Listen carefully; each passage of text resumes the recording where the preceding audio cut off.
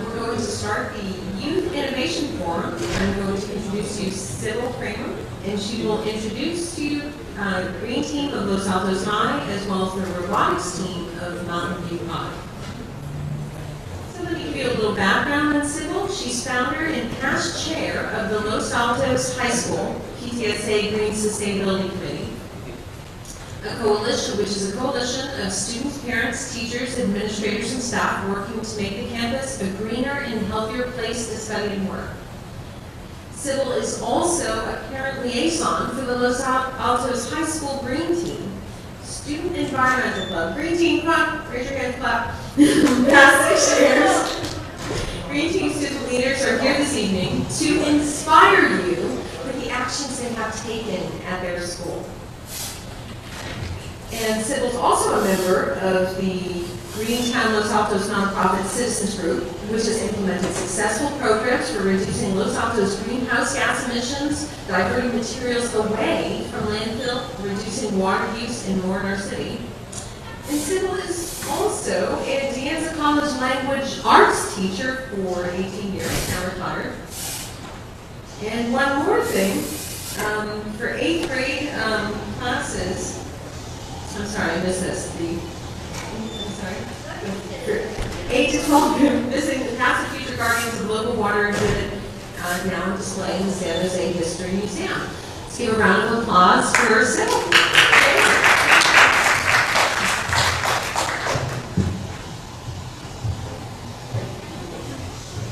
Appreciate that. Warm welcome. I'm pleased to be here tonight to introduce the students who are going to speak as the youth innovators for this conference. Earlier this afternoon on this very stage, Barry Chan stated that in China we are trained to respect our elders, in fact, all older people. And today in China and in Silicon Valley, we recognize that it is also important to respect the voices of our young people. Because theirs are minds and hearts and energies that are going to invent the new technologies for the future and find the solutions to the problems we face today. As the number of cars increase on our highways in California and also in China, was in Beijing a year ago,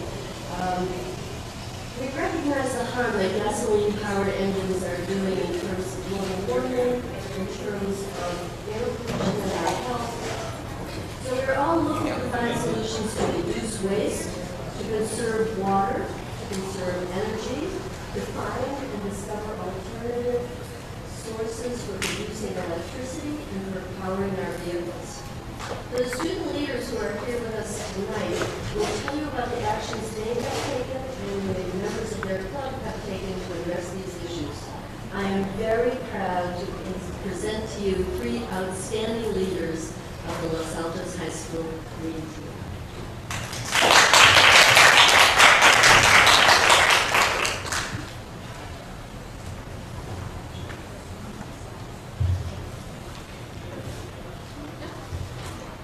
All right, hi everyone. I'm Shruti. I'm Maggie. And I'm Meredith.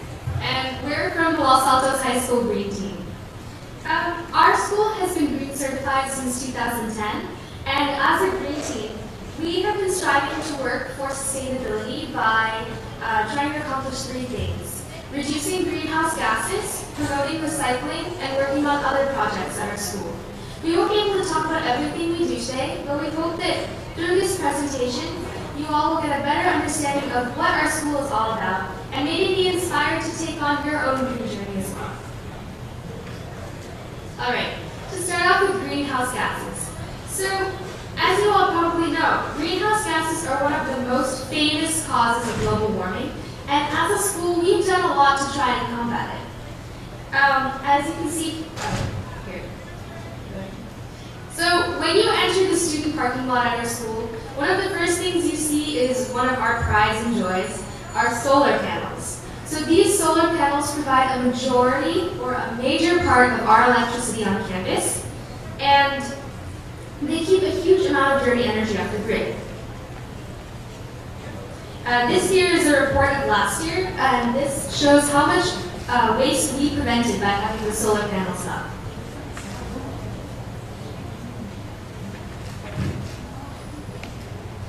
Our staff also uses use all electric vehicles on campus. This here is an EV that's plugged into the wall, so it's fully electric, and staff can use this to roam around and see things on campus.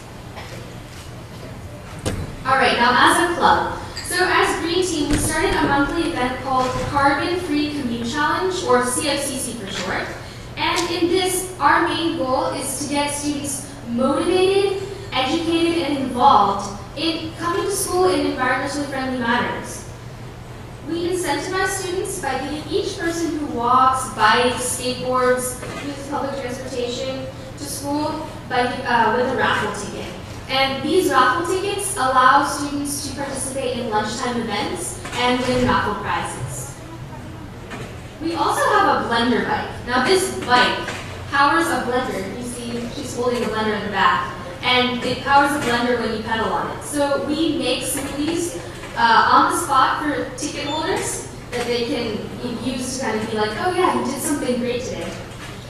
Through all these incentives, we really hope to make green transportation seem more fun and more appealing to students. We currently have an impressive estimate of 270 bikers coming to school every day, and we really hope to improve those numbers. Another huge goal that we have in our school is zero waste. And zero waste encompasses a really famous slogan of reduce, reuse, and recycle. So first, we looked at our campus and thought, what can we reduce?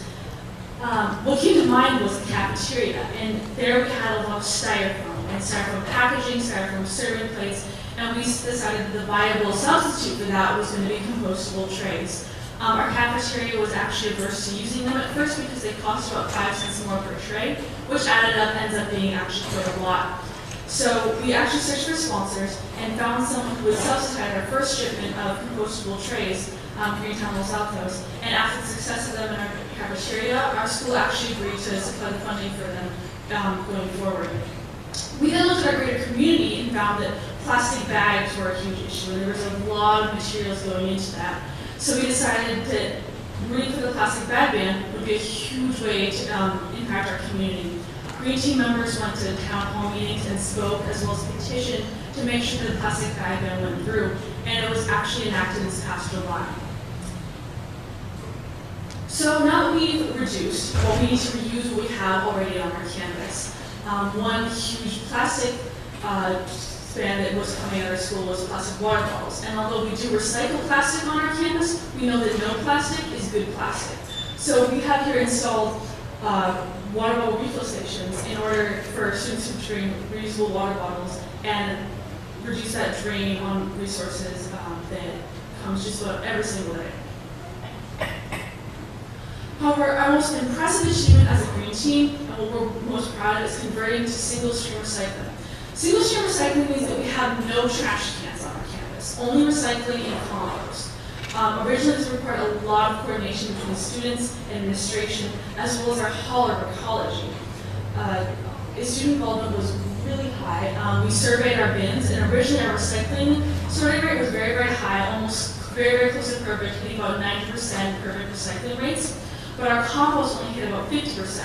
So we launched an awareness program having video announcements, vocal announcements, and we would go out at lunch with incentives like candy and other things to make sure that students were sorting their waste into the correct bins. We also recycle DVDs, CDs, and batteries on campus. This allows students to bring in their old waste products for free and not have to drive to the nearest recycling center in order to recycle hazardous waste materials that are found in alkaline batteries and things like that. So we've also done a lot of other fun and interesting projects around and on campus in order to keep the Green Team students having fun and to get other people interested in our cause. We were inspired by a Green Schools conference that we went to build a rainwater harvesting system. We applied for a student grant from ACE, the Alliance for Climate Education, and we're excited to receive a $200 fund, which we use to purchase our materials and build our system. This is both a great opportunity for the school to reduce our landscape and water footprint, as well as an educational and fun opportunity for ourselves. One of the highest profile events put on by the Los Altos Green Team is Earth Week. During Earth Week, we stationed new pioneering electric cars such as Tesla, McLaren, and Koda in the quad with the owners available to answer questions. The presence of the cool cars helps get the students interested in green activities and has them ask questions such as, what is an electric car? How does it work? What's the point of being green? We also invite green organizations to set up educational booths in the applications of green technology, such as baking cookies in a solar oven. To get students even more engaged, we have games, a wheel of fortune, and green trivia for prizes. Some other clubs participate in Earth Week as well, such as our debut fashion club, who we challenged to make a line of recycled clothing. On occasion, we also screen environmentally friendly and centered movies during Earth Week that have high attendance. So what we've learned most through our journey towards sustainability is the community that rises up around it. We found that no one project is really isolated from each other, and everyone has to have high rate of collaboration from students to administrators to just everyday community members. Environmentalism is really on the frontier of science today, and we know that we're still part of developing the culture that goes along with it. At its core, the LHS Green Team is about enabling, inspiring, and allowing students to change the environment around them for the better, because we know that young innovators are really the ones who are going to change the world. So thank you so much for letting us speak here tonight, and we've been so honored to allow us to share our community with you. Thank you.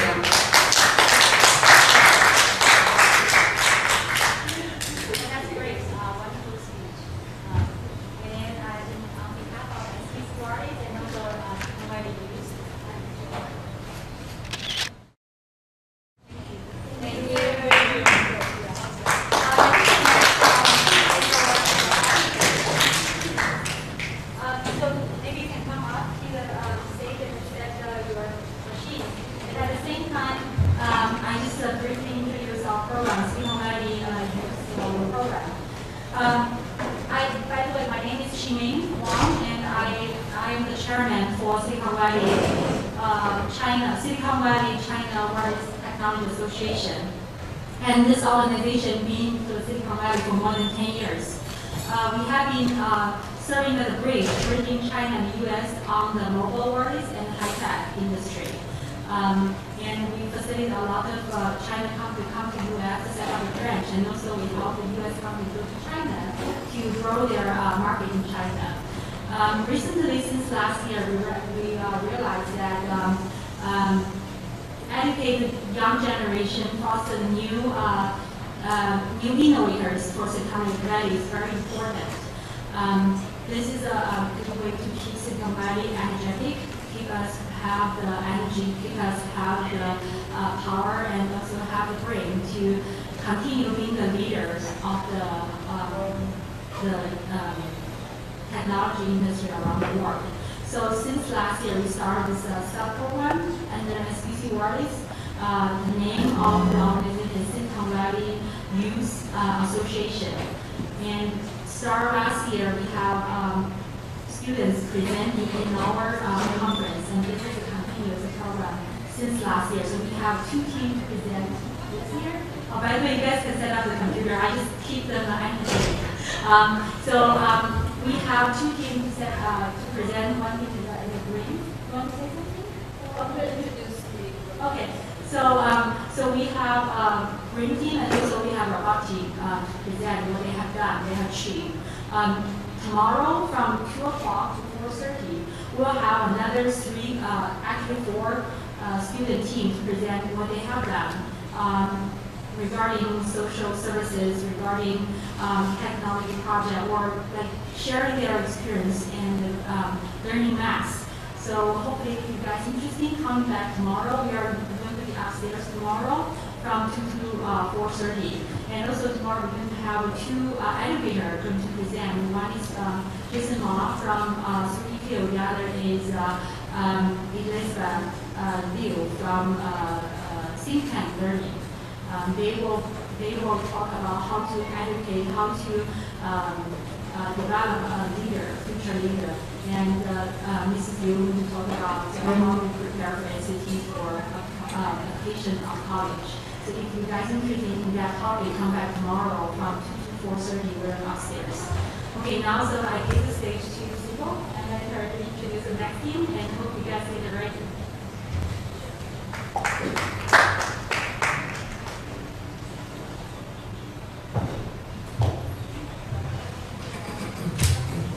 Well, I think you all know how important robots are today and how really important they'll be in the future. I know in Japan, they have an aging population and they have robots in the home that help older people with their daily needs. And of course, you've seen Intuit's surgical robot and you've seen robot manufacturing. So these guys are really, you're looking at the future. I'm very pleased to welcome the student from the Mountain View High School Robotics team. The Mountain View High School Robotics team is part of the national program called FIRST. FIRST is a program that seeks to interest students in careers in science and technology by offering them a professional-grade engineering experience. Our presenters today are Adrian Brandemule, team president. Raise your hand. All right. Jocelyn Van, vice president of community outreach. All right. Douglas Bainey, drive team captain. And the robotics demonstration will be under the direction of Brian Silverman, who's the technical captain. Mike, did you want to say a few words? No, it's okay. Mike is a mentor today, and so take it away, guys.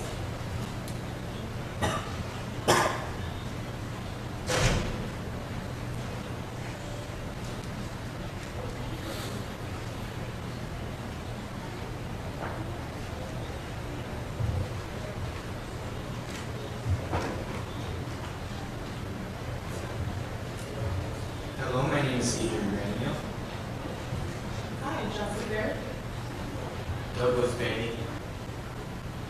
Tonight we will be giving you an introduction to the organization first and our team, a description of a typical 971 build season, what students get out of the program, and a description of sponsors' role in the team. After that, we have a live robot demo. What is FIRST? When Dean Kamen, inventor of the Segway, founded FIRST, he envisioned an organization that would bring about a culture shift in the world's youth. He thought that students would idolize entertainment heroes too much, and he wanted them to look up to technology heroes instead. FIRST stands for Inspiration and Recognition of Science and Technology, and it works to bring science and technology experiences to students from the ages of 6 to 18. Team 971 is part of the FIRST Robotics Competition, or FRC. FRC is the high school level of FIRST, where students get a real hands-on engineering experience. By working with mentors from professional engineering fields to design and build a robot that will compete in the year's game. Every year has a different challenge, and teams are given 6 weeks to design and build a robot to meet and overcome that challenge. FIRST practices gracious professionalism, which means that, though it is a competition, cooperation is encouraged. It is a reminder that what you learn is more important than what you win.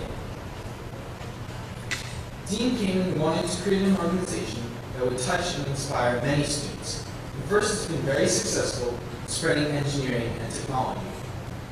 Since 1992, FIRST Robotics alone has grown from less than 30 teams to around 2,500. FRC gives over 50,000 students a hands-on engineering experience today. Now Douglas will describe a bit about the past 4 years' games.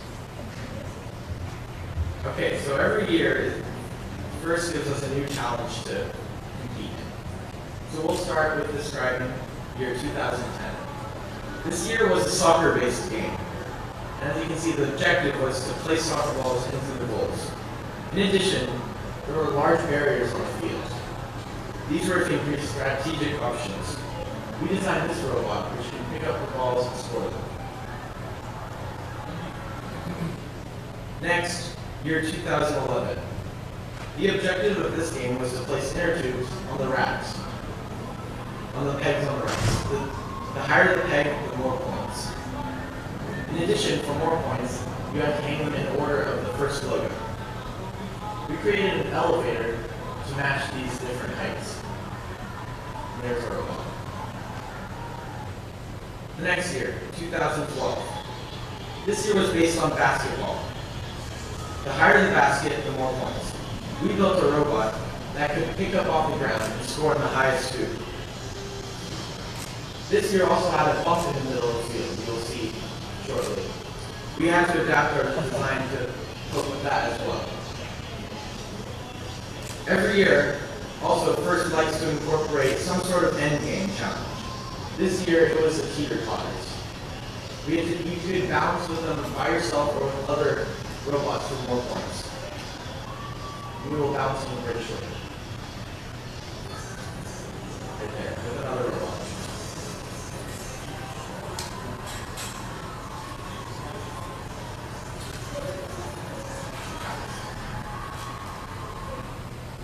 The next year, 2013, this past year's game. The rules are based on shooting frisbees into slots. The higher the slots, the more points. We designed a fast robot that can pick them up off the ground. As a general strategy, we like to be offensive and high scoring.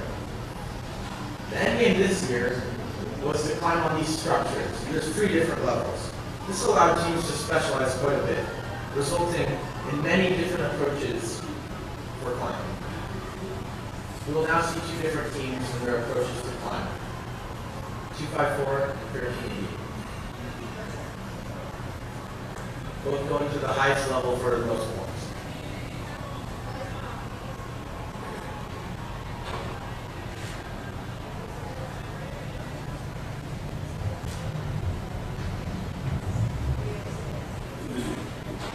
Here is a bit of our FRC team, designated 971. Since its founding in 2002, Team 971 has won 5 regionals, as well as the World Championships in 2009.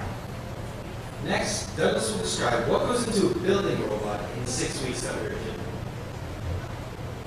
We are given 6 weeks to build a robot, and every year it's a different challenge, released in January from First.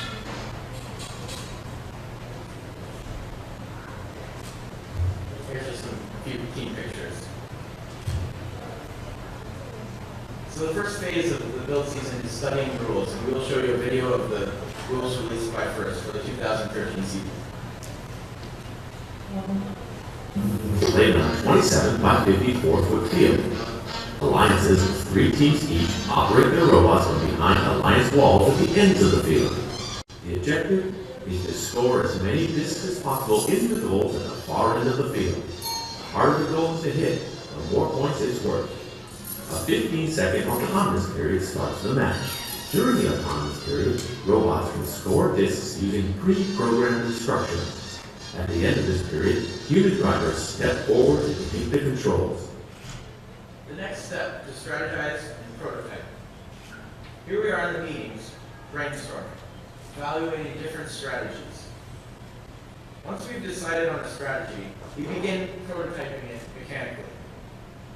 We use power tools and resources from previous years to test our ideas. Power tools. One relatively new and efficient prototyping tool is our high-speed cameras that you'll see us test with our intake system. These allowed us to record videos at over 200 frames per second. This allowed us to troubleshoot our prototypes. Pretty awesome. Here we are constructing the Frisbee shooter prototype, and here we are testing. We work late into the night. The next phase, mechanical design and software development. We use an industrial CAD software known as SolidWorks. This gives us the opportunity to create parts and assemblies in an organized manner. We make sure the CAD model is a full representation of the robot. Once the parts have been completed, we make drawings for them for our machine sponsors, enough to make 2 identical robots. The next step, the fabrication and assembly process. This phase occurs after we have gotten the parts back from our machining sponsors. This year we invested in more machining tools, such as a lathe, a punch, and a brake press. This allowed us to become a little more self-sufficient in the fabrication process. Here we are assembling parts from our manufacturing sponsors. In addition to the mechanical parts, we must also assemble the electrical components of the robot. Many of these are a set standard for FIRST, and we are supplied with them. More machine usage. Brake press. Press brakes. The next phase, the competition. After practice and tuning, we had to compete with other teams at Silicon Valley Regional and Davis Region. Both of them are very popular events and bring more than 50 teams each and a big audience.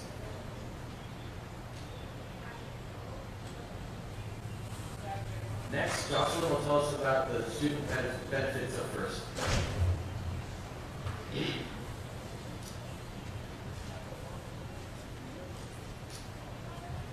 Our team draws students from Mountain View High School and the surrounding community.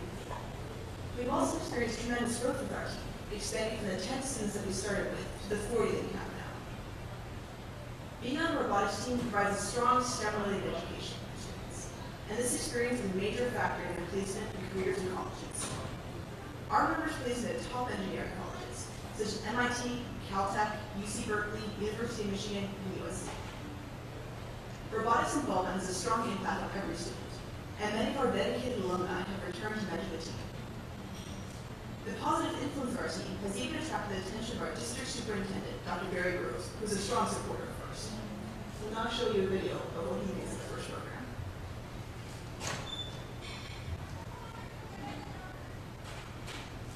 The best exemplar of STEM education that we have in an extracurricular activity is our robotics program, particularly at Mountain View High School. When I go throughout the community, people tell me how much they appreciate robotics and what it's done for their kids. Because of the robotics program, we've had a great interest in robotics, so we're offering a new robotics program. In addition, we've just added advanced placement, computer science, because of all the needs shown by these robotic students. I like the robotics program because I see kids excited and involved in STEM activities in an extracurricular setting.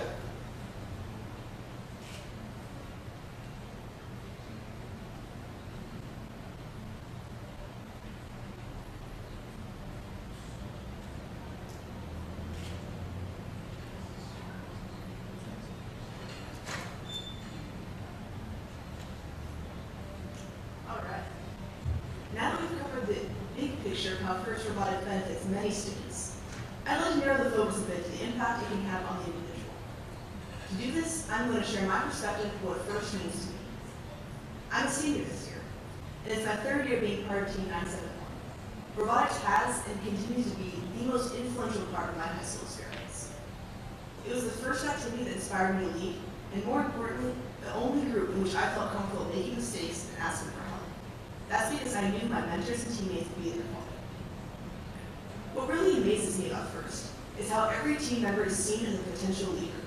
The only thing standing in the way is basic training and finding what truly interests you. When I arrived at my first ever robotics meeting, I assumed that being new would excuse me from not actually having to do anything. That presumption didn't last long, though. I remember how, after a warm welcome and tour of the lab, I was shown how to adjust the robot's wheels so I could be put to work immediately on a project. From the very first day, I was part of a real-world engineering experience. I was nervous about fitting in there, because truth be told, I'm not an engineer. Computers confuse me, math is a struggle, and when it comes to hands-on building, well, I was very happy to be handed a screwdriver on my first day there, because that was the only tool I knew how to use. But none of that mattered, because on a team like ours, there's a place for everyone to contribute. Joining robotics was my first experience finding my niche within an organization, something I'll have to do at every future job. It went a lot better than I expected, and I found myself in leadership, community outreach, competition scouting, and strategy. I'm not much for the nuts and bolts, but I love the big picture view of leadership and the interpersonal negotiations of scouting. I found these positions by expressing my personal interests, which in true FIRST style, were quickly recognized and channeled by mentors. This allowed me to pursue the areas I had initiative to learn about, which gave me many skills I'm grateful to have. Participating in leadership has helped me be a better team member in any group. I've been trained to listen well to people's opinions and articulate professional responses. I also learned to disagree and debate productively. My ability to direct, reason, and negotiate has shown itself in many ways, especially school. For example, just the other day, my English class broke into groups to discuss a reading. Everyone in mine seemed content to sit and stare awkwardly at each other, except me. I posed a question to everyone, encouraged sharing responses, and got an interesting conversation going. I had no problem doing it because I know how to facilitate a discussion. Even this presentation is an example of leadership benefit. Before first, this kind of public speaking would terrify me. Instead, I'm up here a little nervous, but mostly really excited to share my story with you. I also work as scouting captain for our team. This means during competitions, it's my job to run the collection of quantitative and qualitative data about every robot present for every match that it plays. We use that data to develop our game strategy and rank all the teams in order of skill to see who we would like to invite onto an alliance with us. This involves a lot of fast-paced communication, data analysis, and organization. It can be stressful at times, but I've gotten a lot out of it. I'm now much better at managing time under pressure, gathering facts to weigh and make decisions, and solving unexpected problems. These are skills I didn't have at first, because nothing before had given me that kind of responsibility.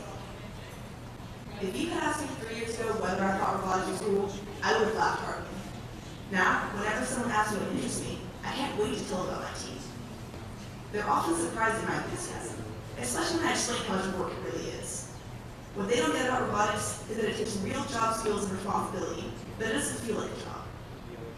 That's because we love what we do, and the effort we put in is rewarded with experience personally relevant to your whole life. Because of Thirst, I'm considering careers in science and technology I otherwise never would have dreamed of. I'm motivated to take school more seriously to get to the future I want, and I have the confidence to believe I can get there. At whatever future career I have, maybe one within a company like so many of yours, I'll be standing on the shoulders of Team 971, eager and well prepared.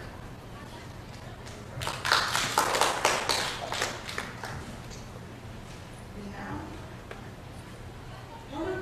a vital part of our team are our sponsors. And so as part of any presentation, we'd like to take a few moments to recognize them. Adrian. The team has an annual budget of around $30,000. Here are our sponsors from last year that supported us. Sponsors are generally split into 3 categories: financial, manufacturing, and facilities. Financial sponsors provide us with the money to pay for competition registration, robot parts, and machine shop improvements. Manufacturing sponsors build parts for us that we cannot create on our own. Finally, we have facility sponsors who give us access to facilities that greatly benefit the team. For example, NASA gives us access to their practice field at the NASA Ames Robotics Lab.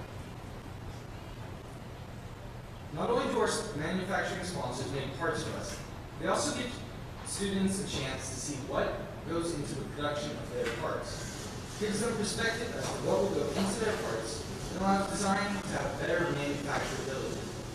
Here we are visiting a manufacturing sponsor for a tour of their shop.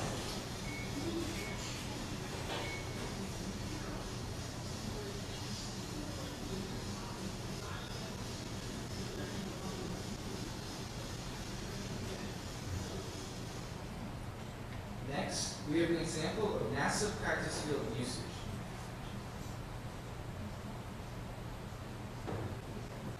This video shows you the practice field that NASA provides.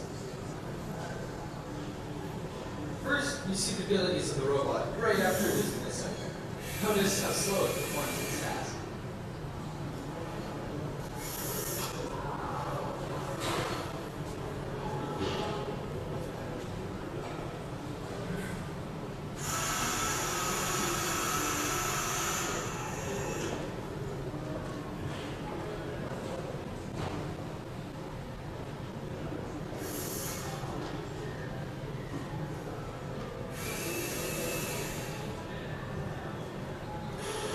Next, you see the robot after tuning and driver's practice.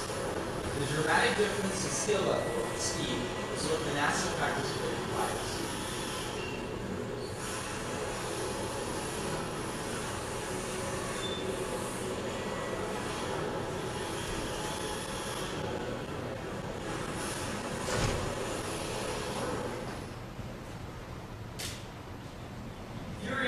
FIRST Robotics, you should come see Cal Games, an off-season competition hosted by the Western Region Robotics Forum and held at Fremont High School in Sybil.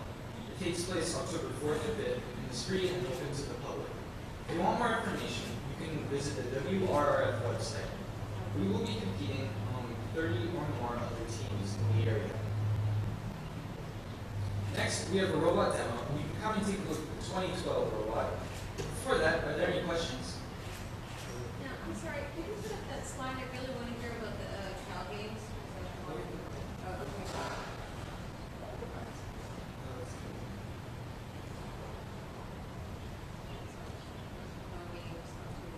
There'll be another slide at the end of that, a little bigger font. We'll leave it up.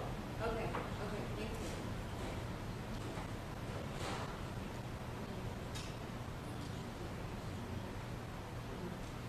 Thank you. And if you're interested in our team, you can contact Mr. Mike Murray, the 971 mentor. His contact information is up here. Thank you.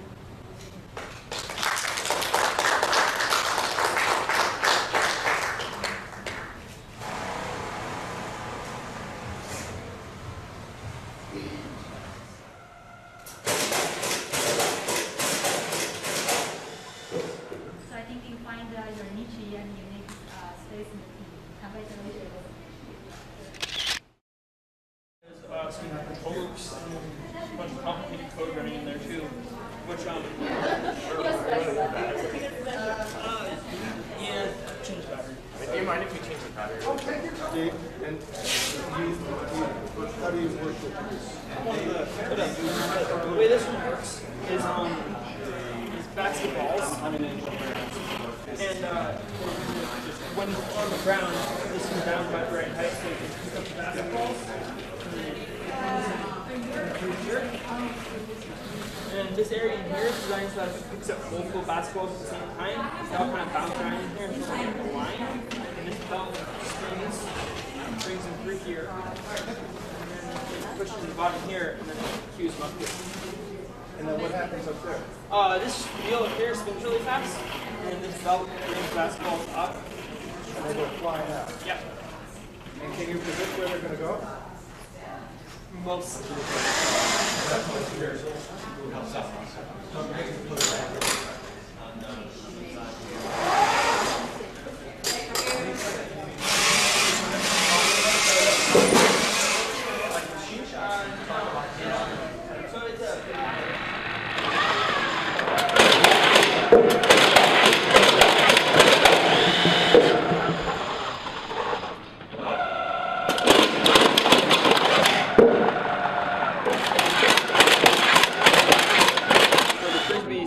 Track of where all the frisbees are in the robot. There's a couple of sensors that sense where frisbees are, and it keeps track of where they are, so it moves them to the top and puts them up in the loader, or it moves them ready to put them up.